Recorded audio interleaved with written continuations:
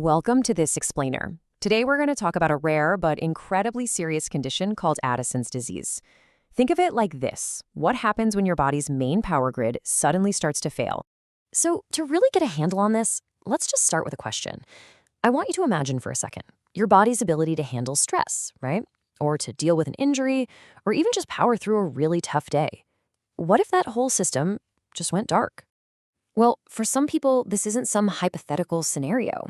For people with Addison's disease, that's not a thought experiment. It's the dangerous reality they have to live with every single day. Okay, so to get what's going on, we have to look right at the source of the problem. And it all comes down to a kind of power failure in these two tiny but super important glands that sit right on top of your kidneys. So, at its absolute core, Addison's disease is a production problem. You see, the adrenal glands, they're basically the body's hormone factories. And in this case, the factories have just shut down. They've completely stopped making two hormones that are, and I'm not exaggerating here, essential for life. But why? Why does this power failure even happen in the first place? What could possibly cause these vital glands to just stop working?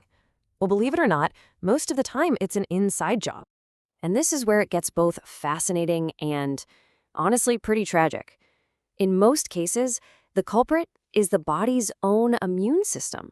Yeah, the very system that's supposed to protect us gets confused, and it mistakenly tags the adrenal glands as an enemy, and then it starts to attack and destroy them.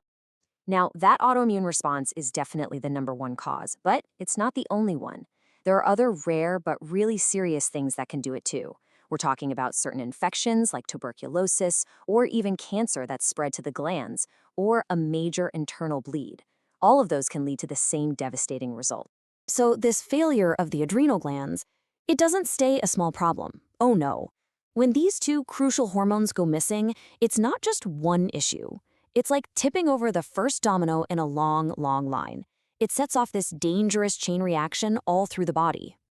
Okay, first up, let's talk about cortisol. The easiest way to think about it is as your body's stress manager. This is the hormone that jumps into action whenever you're under stress. Could be physical, could be emotional, and its job is to keep your blood pressure and blood sugar stable. Without it, your body just can't respond to a challenge the way it's supposed to. Then you've got the other missing hormone, aldosterone, and its job is just as critical. Think of it as the salt balancer. It's constantly managing the delicate balance of sodium, potassium, and water in your body. And that balance is what keeps your blood volume up, which is absolutely key for maintaining blood pressure. And when you look at it this way, you can see how it creates two major crises happening at the exact same time. On one hand, you lose cortisol, so your body can't handle stress and your blood sugar just tanks. On the other hand, you lose aldosterone, so you start losing salt and water, your blood pressure plummets, and potassium starts to build up to really dangerous levels, which is a direct threat to your heart. So, you can see how all of these chaotic chemical imbalances on the inside are what start to cause symptoms on the outside. That extreme fatigue people feel, the muscle weakness, getting dizzy every time you stand up, all of that is a direct result of the body just trying and failing to work without these critical hormones. Okay, so with symptoms that can be kind of vague, like fatigue and dizziness, how on earth do doctors figure this out? How do they pinpoint such a rare condition?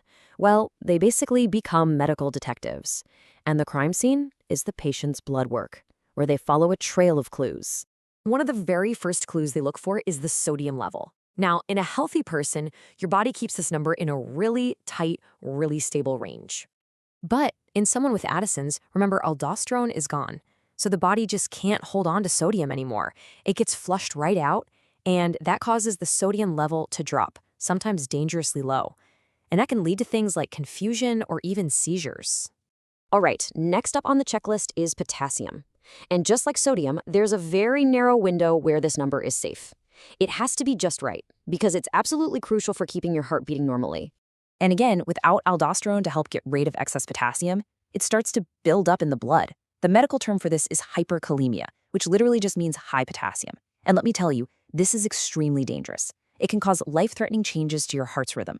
So when the doctors put all of these clues together, you've got low cortisol, low aldosterone, low sodium, and high potassium, it starts to paint a really, really clear picture.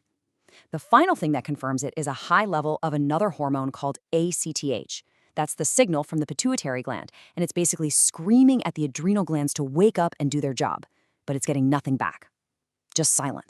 Okay, so after all of that, now we get to the best part of the story. Because once this medical mystery is finally solved, the solution is actually remarkably elegant, and it's completely life-saving. The treatment just makes perfect sense. It's so logical. The body can't make cortisol? Okay, no problem. We'll give you a replacement in a pill called hydrocortisone. Can't make aldosterone? We've got a pill for that too, called fludrocortisone. It's really that simple. We're just giving the body back exactly what it's lost, and that restores the balance. Of course, for patients, living with Addison's means you have to become an expert in your own care. Think of it like a survival guide built on 4 critical rules. Number 1, never miss a dose of your medication. Consistency is literally life-saving. 2, you have to know your sick day rules, which means knowing when to take more hormones, like when you're sick or stressed. 3, always wear a medical ID. It's essential in an emergency. And 4, learn to spot the warning signs of a crisis before it can really take hold. And this quote, it just sums up the seriousness of the whole situation perfectly. Without these 2 hormones, the body just can't function. It can't maintain blood pressure, blood sugar, or respond to stress. What might start as just feeling tired can spiral really fast into shock and even death if that hormone replacement is delayed. It's not a condition you can mess around with. And all of this really leaves us with a final, pretty powerful thought, doesn't it? Learning about a condition like Addison's, it makes you realize just how many incredibly complex, life-sustaining systems are just running in the background for us, automatically, every single second of every day. And it kind of makes you wonder, right? How many of our body's automatic systems do we just completely take for granted?